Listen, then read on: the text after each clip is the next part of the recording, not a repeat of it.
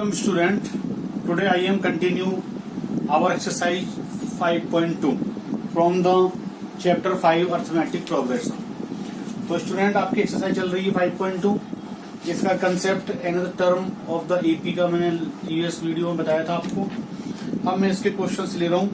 तो सबसे पहले मैं आपको क्वेश्चन ले रहा हूँ क्वेश्चन नंबर 3 में से, और ये है इसका थर्ड पार्ट। तो you can see here question number 3 का थर्ड पार्ट, और you can see the question from the NCERT book. Question is here 5, फिर यहाँ पर एक बॉक्स है और फिर बॉक्स और फिर कॉमा 9(1)(2).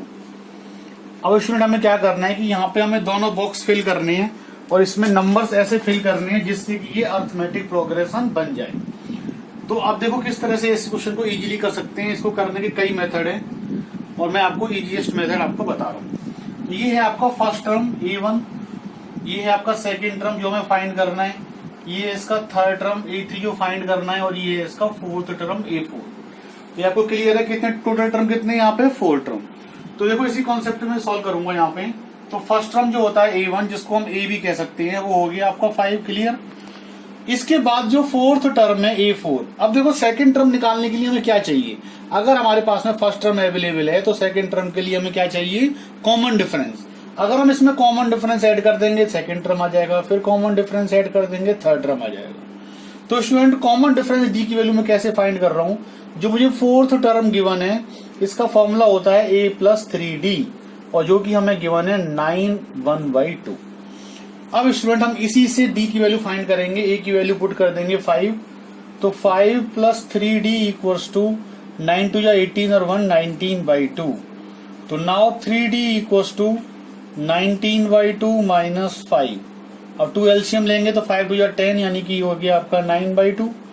तो डी की वैल्यू हो गई आपकी 9/2 इंटू 3, और 3 से 3 कैंसिल आउट हो गया, तो ये हो गया 3/2। अब डी की वैल्यू हमारे पास आ चुकी है। अब हम इजीली इसका सेकंड टर्म थर्ड टर्म कोई भी टर्म फाइंड कर सकते हैं। तो देखो A2 कैसे निकालोगे, फर्स्ट टर्म में आप ऐड कर दोगे कॉमन डिफरेंस।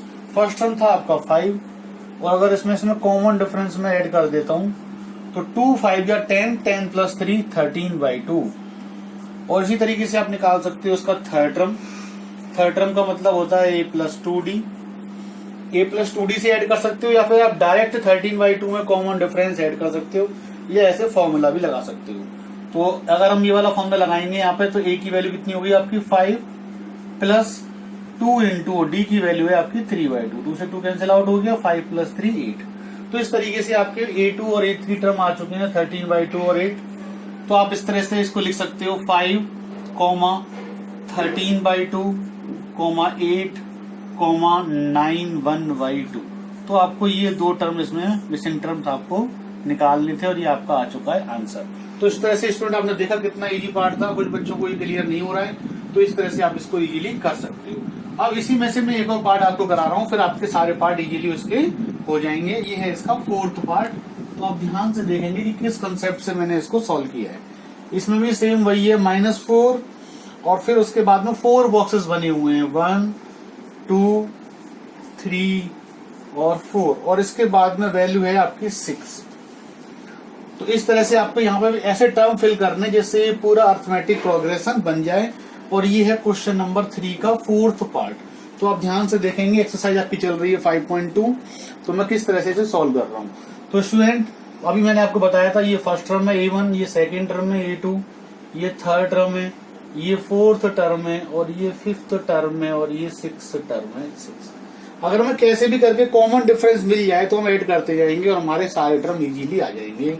तो first term A1 equal to A क्या होता है आपका -4, और लास्ट टर्म यानी कि कौन सा टर्म है, सिक्स्थ टर्म A6, और इसका फॉर्मूला होता है A+5D, और ये हमें दे रखा है कितना 6।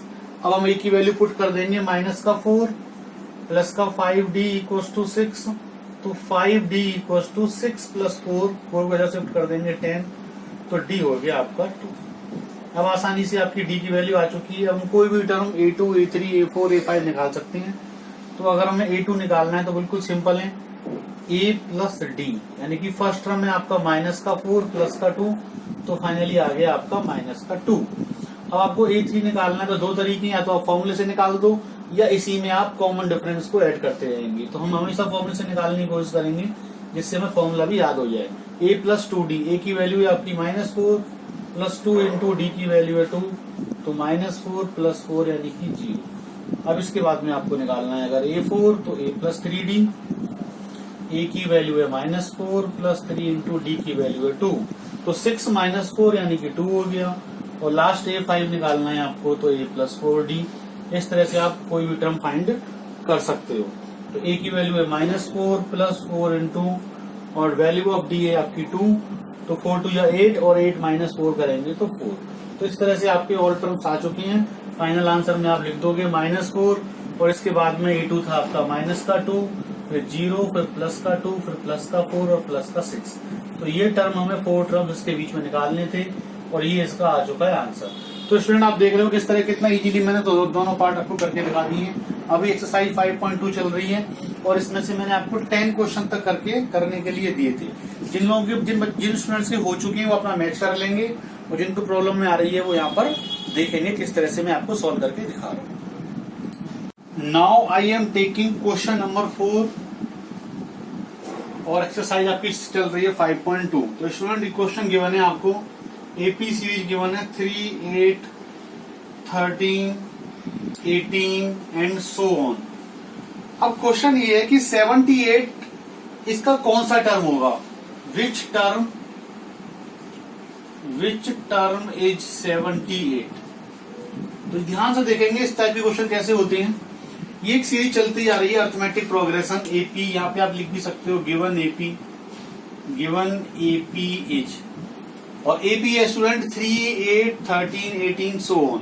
अब ये बताना है कि 78 इस सीरीज में कौन सा टर्म है। जैसे कि ये फर्स्ट टर्म है, ये सेकंड टर्म है, ये थर्ड टर्म है, तो 78 इस सीरीज का कौन सा टर्म होगा। तो सॉल्यूशन देखेंगे आप इस टाइप के क्वेश्चन को हमें कैसे करना है आगे। तो जो टर्म आपको गिवन है हम उसको कंसीडर कर लेते हैं कि मान लो ये सीरीज का लास्ट टर्म है, तो लेट लास्ट टर्म हमने कंसीडर कर लिया, जिसको हम एल से प्रेजेंट करते हैं, वो हमारा है 78 कि इस सीरीज का लास्ट टर्म है ये। अब लास्ट टर्म का हम फॉर्मूला यूज करेंगे। तो लास्ट टर्म का फॉर्मूला मैंने आपको बताया था a plus n minus 1 into D. जो nth टर्म का फॉर्मूला होता है वही हमारा लास्ट टर्म का फॉर्मूला वर्क करता है। अब इसके अंदर आप वैल्यूज पुट कर दीजिए। 78 equals to value of a is 3 और n माइनस 1, n हमें पता लगाना है कितने टर्म होंगे, और कॉमन डिफरेंस आप इजीली यहाँ से देख सकते हो। यहाँ पे फर्स्ट टर्म था आपका 3 और कॉमन डिफरेंस था आपका a2 माइनस a1। a2 है 8 माइनस 3, 8 माइनस 3 का मतलब हो गया 5। अब इसमें चेक करने की जरूरत नहीं है क्योंकि पहले से ही उसमें अर्थमेटिक प्रोग्रेशन गिवन है। तो कॉमन डिफरेंस की वैल्यू आप 5 पुट कर देंगे यहाँ पे। इसको सिंप्लीफाई करेंगे तो पहले 3 को शिफ्ट करना है, तो 78 माइनस 3 इक्वल्स टू, इन दोनों को मल्टीप्लाई करेंगे तो 5n माइनस 5। 78 माइनस 3 हो गया आपका 75 और ये माइनस का 5 आप इधर शिफ्ट कर दोगे तो 5n। तो स्टूडेंट ये 5 है यहाँ पे, और ये 5 प्लस 75 हो गया आपका 80 इक्वल्स टू 5n, और 5 से अगर हम कट करेंगे तो n equals to 80 divide by 5 यानी कि 16, 5 या 80, तो n इक्वल्स टू हो गया 16। यानी कि इस सीरीज में 16 टर्म है और जो लास्ट टर्म है 16th वो है आपका 78। तो इसका मतलब ये हो गया कि 16th टर्म इज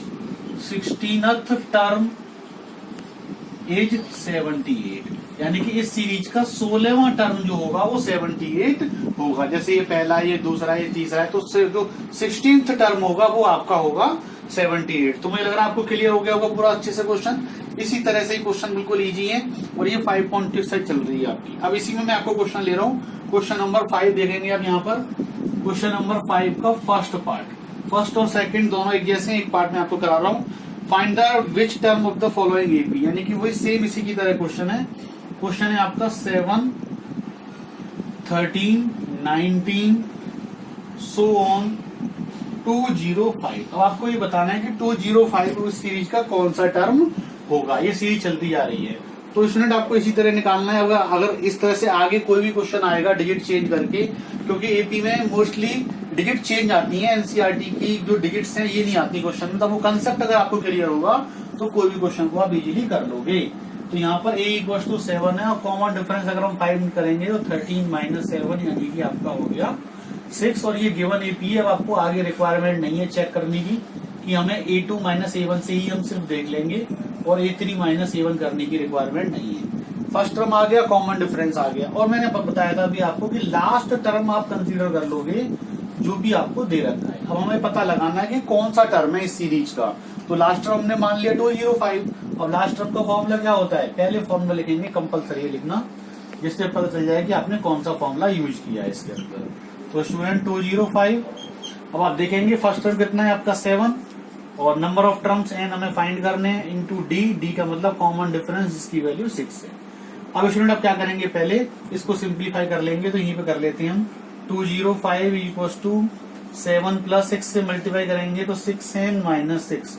अब देखो 7 माइनस 6 कितना हो गया आपका 205 equals to 6 N 6 minus 7 minus 6 हो गया आपका प्लस का 1 और 1 को इधर शिफ्ट कर देंगे आप।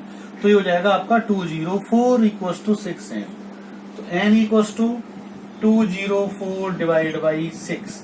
अब 6 से डिवाइड करेंगे 6 3 या 18 और 2 और 6 4 या 24। तो n इक्वल्स टू हो गया आपका 34। तो इसका मतलब 34th टर्म होगा आपका 205। तो लास्ट में लिख देंगे आप hence 34th term of AP will be 205। तो आप देख रहे हो कि दोनों क्वेश्चन बिल्कुल एक जैसे थे, आंसर भी आसान था करना। अगर इस टाइप का क्वेश्चन आएगा तो आप आगे से इसको इजीली सॉल्व कर लोगे। Okay student, now I am taking question number 7। Question number 6 इसकी तरह अभी जो क्वेश्चन किया था आपका सेम क्वेश्चन है उसकी तरह। अब मैं आपको करा रहा हूँ क्वेश्चन नंबर 7। इसमें देखो बहुत ही इंपोर्टेंट क्वेश्चन है और कई जगह ये कॉन्सेप्ट इसका यूज होता है आगे भी क्वेश्चन में। तो आप ध्यान से देखेंगे क्वेश्चन नंबर 7 में कैसे करा रहा हूँ। You can see the question in the NCERT book. Find the 31st term of AP, यानी कि हमें फाइंड करना है 31st टर्म फाइंड करना है क्वेश्चन में। 11th term is 38 and given 11th term equals to 38 and 16th term is 73 and 16th term equals to 73। अब student आप देखेंगे हमें एक अर्थमेटिक प्रोग्रेशन का 30। अब इसमें कैसे वेरिएशंस आ रही है क्वेश्चन में, ये आपको समझने की जरूरत है कि आपको एपी सीरीज आ गई है। हमें एपी सीरीज का फर्स्ट टर्म नहीं दे रखा, कॉमन डिफरेंस नहीं दे रखा, उसका 11वां टर्म दे रखा है और 16th टर्म दे रखा है और क्वेश्चन में बोला है कि 31st टर्म निकालो। तो आप देख लीजिए किस तरह से वेरिएशंस क्वेश्चन में आती है। तो सॉल्यूशन में आप किस तरह से करेंगे, ध्यान से देखेंगे स्टूडेंट। 11th टर्म का मतलब होता है a प्लस 10d, इसकी वैल्यू होगी आपकी 38 इक्वेशन नंबर 1 और 16th टर्म का मतलब होता है a प्लस 15d और इसकी वैल्यू है आपकी 73 इक्वेशन नंबर 2। अब आपको कैसे भी सॉल्व करके एलिमिनेशन मेथड, सब्स्टिट्यूशन मेथड कुछ भी लगा करके आपको फाइंड करनी है वैल्यू a और d की, और जिससे हम इजीली निकाल सकते हैं फिर इसका 31st टर्म। तो स्टूडेंट इसको सॉल्व करने के लिए हम कर देंगे सब्ट्रैक्टिंग मतलब हमने मेथड लगा दिया यहाँ पे एलिमिनेशन मेथड, और सब्ट्रैक्टिंग करने पर साइन चेंज हो जाते हैं, you know very well. Minus a2 plus a cancel out, 15d minus और प्लस का 10d। तो स्टूडेंट क्या रिमेनिंग में आएगा, माइनस का 5d। अब देखो यहाँ पे माइनस के 73 है और प्लस के 38 है, तो ऑब्वियसली माइनस का आएगा और कितना आएगा, माइनस कर दो 30 माइनस 8 5 और ये हो गया आपका 4 3 35 और माइनस से माइनस कैंसिल आउट, तो d हो गया आपका 35 डिवाइड बाई 5 यानी कि 7। तो स्टूडेंट d की वैल्यू आ गई आपकी 7। अब आपको चाहिए a की वैल्यू, तो ये d की वैल्यू फर्स्ट और सेकंड में किसी में ही पुट कर दो तो आपकी a की वैल्यू आ जाएगी। तो हम पुट कर देते हैं इक्वेशन नंबर 1 में a plus 10 into value of d 7 equals to 38। तो स्टूडेंट आपका आ चुका है a इक्वल्स टू 38 माइनस 17। तो वैल्यू ऑफ a कितना हो गया, 30 में से इसको माइनस करेंगे तो माइनस का आएगा और कितना आएगा, ये हो गया आपका 32 32। a की वैल्यू हो गई आपकी माइनस की 32। तो इस तरह से हमने a और d को फाइंड कर लिया। अब बिल्कुल इजी है, यहाँ से हम a31 इजीली निकाल सकते हैं। तो देखो यहाँ पे आप a31 का फॉर्मूला क्या होगा आपका a प्लस 30d और दोनों वैल्यू हमारे पास अवेलेबल है। वैल्यू ऑफ ए है माइनस का 32 plus 30 into value of D है आपके पास में 7। तो सिंप्लीफाई कर देंगे, माइनस का 32 प्लस इन दोनों को मल्टीप्लाई कर दो 210। A31 equals to minus 32 plus 210, तो 210 से इसको माइनस करेंगे तो पॉजिटिव हो गए आपके 178। This is the answer of this question. Next question is question number 8। Question number 8, you can see the question in NCERT book. An AP consists 50 terms, यानी कि टोटल नंबर ऑफ टर्म्स हैं इसमें 50 and which third term is 12 and third term यानी कि A3 equals to 12 and last term is 106। Last term equals to 106। Find the 29th term. A29 हमें find करना है। तो स्टूडेंट आप क्वेश्चन बुक में देख सकते हो, ये क्वेश्चन है आपके पास। टोटल टर्म है इसके अंदर 50। अगर टोटल नंबर ऑफ टर्म 50 है तो इसका मतलब लास्ट टर्म कौन सा होगा, 50th टर्म होगा लास्ट में। तो A50 आपका हो गया 106। अब स्टूडेंट हमें कोई भी टर्म निकालने के लिए फर्स्ट टर्म और कॉमन डिफरेंस फाइंड करना है, जो कि हम इससे फाइंड करेंगे। तो A प्लस 2D, क्योंकि थर्ड टर्म है आपका A प्लस 2D होता है, ये किसके इक्वल हो गया 12 के, इक्वेशन नंबर 1। और 50th टर्म यानी कि लास्ट टर्म है 106, तो A प्लस 49D, ये इसका फॉर्मूला हो गया A50 का, और ये इक्वल है किसके 106 के, इक्वेशन नंबर 2। अब पहले हमें इन दोनों को सॉल्व करके A और D की वैल्यू फाइंड करनी है। तो कैसे फाइंड करेंगे हम, सब्ट्रैक्टिंग पे क्या होगा, साइन चेंज हो जाएंगे और minus A plus A cancel out. अब 49 में से 2 जाएंगे तो माइनस के 47D इक्वल्स टू, और ये है माइनस के 106 और ये है प्लस के 12, तो माइनस के बचेंगे आपके कितने 94। माइनस से माइनस कैंसिल आउट और 47 से डिवाइड कर देंगे तो D equals to 94 divide by 47, यानी कि value of D is 2। Now putting the value of D in first, तो from first A plus 2 into 2 equals to 12, तो A इक्वल्स टू 12 माइनस 4 यानी कि 8। अब आपके पास कॉमन डिफरेंस आ चुका है और फर्स्ट टर्म की वैल्यू आ चुकी है। अब हम फाइंड कर सकते हैं A29। तो स्टूडेंट A29 कैसे निकालेंगे आप, A प्लस 28D, तो A की वैल्यू है आपकी 8 प्लस 28 इंटू D की वैल्यू है आपकी 2।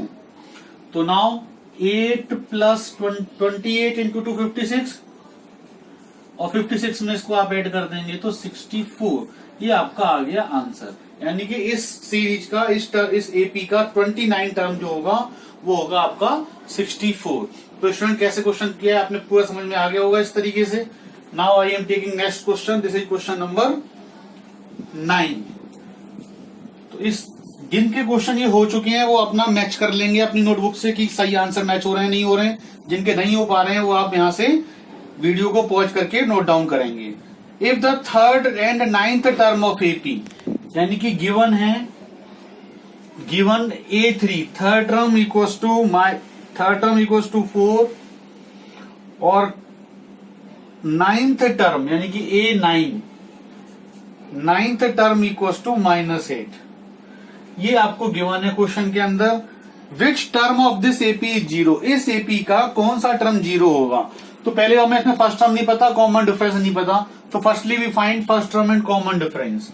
तो फॉर्मूला A प्लस 2D ये A3 के लिए हो गया इक्वेशन नंबर 1, और A9 के लिए हो जाएगा A प्लस 8D, और ये होगा -8 इक्वेशन नंबर 2।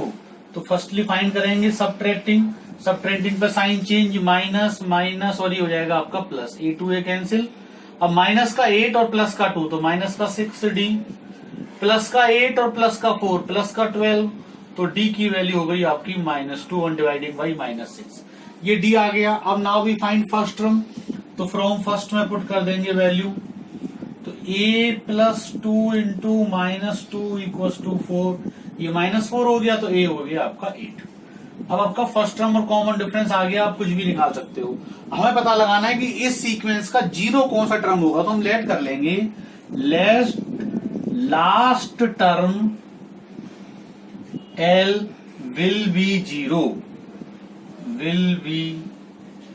अब हमने मान लिया कि लास्ट टर्म इसका जीरो होगा, तो लास्ट टर्म का फॉर्मूला क्या होता है student, a plus N minus one into D. अब वैल्यू पुट कर दो, लास्ट टर्म में आपकी जीरो, a की वैल्यू है 8 plus N minus one into value of D है आपकी -2।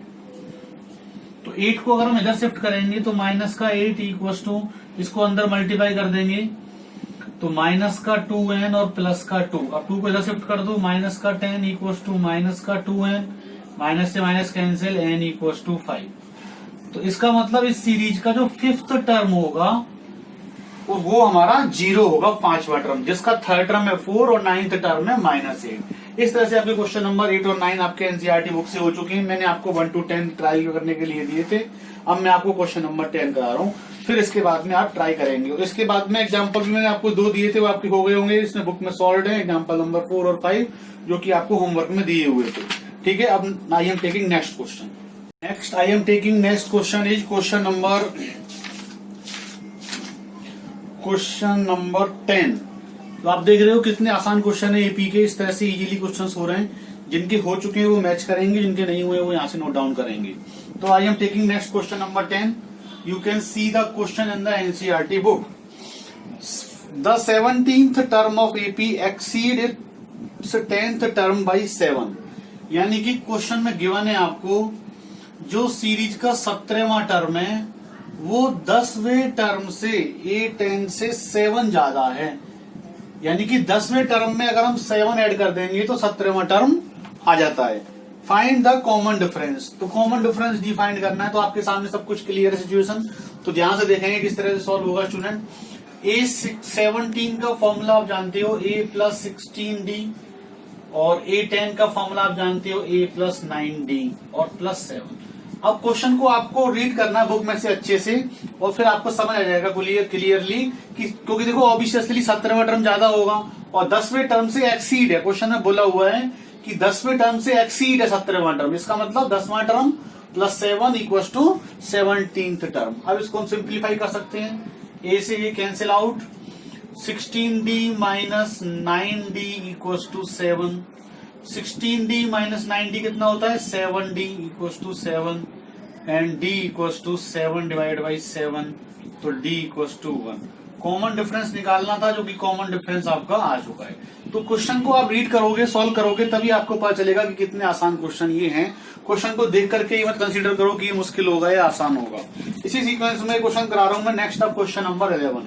अब आप देख सकते हो मैंने सीक्वेंस वाइज आपको क्वेश्चन सारे सॉल्व करवा दिए हैं, ये 6, 7, 8, 9, 10, 11। अब आपको वीडियो पॉज करके सारे क्वेश्चंस को नोटबुक पर नोट डाउन करना है और मुझे सेंड करना है। अब इसके बाद क्वेश्चन नंबर 11 में देखेंगे, which term of AP will be 132 more than 54th term. अब ये भी इंपोर्टेंट क्वेश्चन है, आप ध्यान से देखेंगे किस तरह से मैं सॉल्व कर रहा हूं। इसमें आपको एक एपी सीरीज गिवन है, पहले गिवन एपी, तो एपी सीरीज है आपकी 3, 15, 27, 39 सो ऑन, ये चलती आ रही है सीरीज। अब इसका 54th टर्म 132 से ज्यादा होगा, वो कौन सा टर्म होगा इस सीरीज का। तो ध्यान से देखेंगे स्टेप बाय स्टेप मैं किस तरह से इस क्वेश्चन को सॉल्व कर रहा हूं, इंपोर्टेंट क्वेश्चन है ये। तो यहां पर फर्स्ट टर्म स्टूडेंट कितना है आपका, फर्स्ट टर्म है आपका a इक्वल टू 3, और कॉमन डिफरेंस जो कि हमें एपी सीरीज से ही निकाल सकते हैं, पहले से ही एपी गिवन है तो हमें a की बार निकालना है, d की वैल्यू a2 माइनस a1, यानी कि 15 माइनस 3 और ये हो जाएगा आपका 12। अब तुम चाहो तो 27 माइनस 15 कर लो, क्योंकि एपी पहले से गिवन थी तो उसमें डिफरेंस नहीं आ सकता, वो हमारा 12 दे रखा है, ये आ गया 12, कॉमन डिफरेंस सॉल्व कर लिया। अब हमें स्टूडेंट इसमें निकालना है, पहले फाइंड करना है 54th टर्म, तो A54 फाइंड करना है पहले इसको, और इसका फॉर्मूला आप जानते हो A प्लस 53 इंटू डी। अब हमारे पास में A भी है और D भी है, तो हम इजीली फाइंड कर सकते हैं। A की वैल्यू 3 पुट कर देंगे, प्लस 53 इंटू 12, तो स्टूडेंट ये आपका हो गया 3 प्लस और 636, और इसको ऐड कर देंगे तो 639। ये आपका आ गया A54। अब according to question 54th term में आपको ऐड करना है 132। A54 प्लस 132 टर्म ज्यादा है तो इसको ऐड कर लेंगे पहले। तो 639 प्लस 132, तो इसको ऐड करें कितना हो गया, 9 और 2 11, 1 3 3 6 और 1 7 और 6 और 1 7, ये आ गया 771। अब आपका मेन वर्क ये है, ये बताना है आपको कि इस सीरीज का 771 कौन सा टर्म है। ये कह रहा है क्वेश्चन कि 54th टर्म से 132 ज्यादा करने पर जो टर्म आएगा वो कौन सा टर्म है एपी का। तो हमने लेट कर लिया यहां पर, लेट लास्ट टर्म है, ये लास्ट टर्म है 771। तो लास्ट टर्म का फॉर्मूला आप जानते ही हो, L equals to A plus N minus 1 into D. इससे पता चल जाएगा कि 771 इस सीरीज का कौन सा टर्म होगा। तो 771 equals to 3 plus N find करना है आपको, और डी की वैल्यू है आपकी 12। तो स्टूडेंट आप उसको सिंप्लीफाई कर सकते हो, पहले 3 को इधर शिफ्ट कर लो, तो 771 में से 3 जाएंगे तो बचेंगे आपके 768 इक्वल्स टू, और 12 से इसमें मल्टीप्लाई करोगे तो 12n माइनस का 12, अब 12 को इधर शिफ्ट कर लो, तो 12n इक्वल्स टू 768 प्लस 12, और इसको इसमें ऐड कर दोगे तो ये आपका हो जाएगा 780। 768 प्लस 12 करेंगे तो 780। अब 12 से सिंपल डिवाइड करना है, तो 12n equals to n equals to 780 divide by 12, और 12 से कट कर दो, 12 6 जा 72 और 12 5 जा 60। तो इसका मतलब आपका फाइनल आंसर हो गया n इक्वल्स टू 65। इसका मतलब 65th टर्म होगा आपका 771, जो कि 54th टर्म से 132 ज्यादा है। अब इस तरह से वीडियो पॉज करके आप पूरा क्वेश्चन देख सकते हो, क्या क्वेश्चन में उसने पूछा था और क्या मैंने सॉल्यूशन करके दिखाया है कि 165 जो टर्म होगा वो 771 होगा, और जो 771 है वो 54th टर्म से 132 ज्यादा है। तो क्वेश्चन बहुत ही आसान है, बस आपको एक बार क्वेश्चन की लैंग्वेज को समझना है और उसको ट्राई करके देखना है। Students, now I am taking a very important question. This is example number 7 from the NCERT book, और पेज नंबर है आपका 103।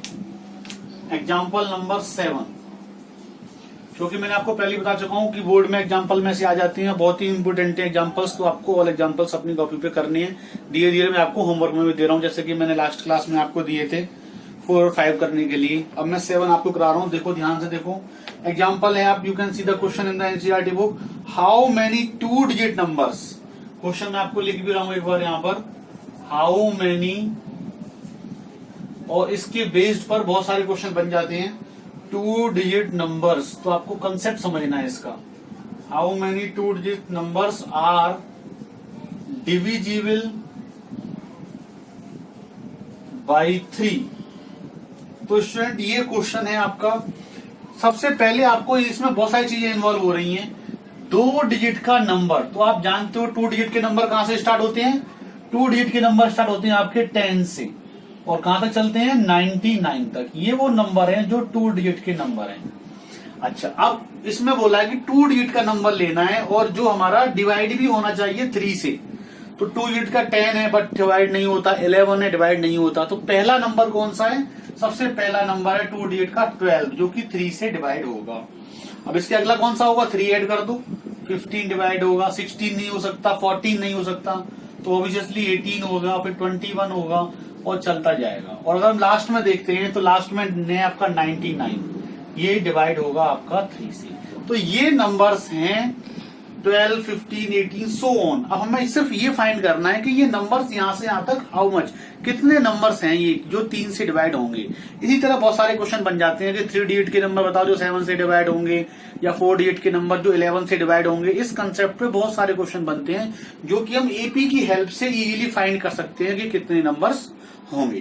तो स्टूडेंट देखो, मुझे ये पता लगाना है कि यहां से यहां तक कितने नंबर्स हैं, कितना इजी प्रोसेस है। सबसे पहले फर्स्ट टर्म आपको दे रखा है 12, और कॉमन डिफरेंस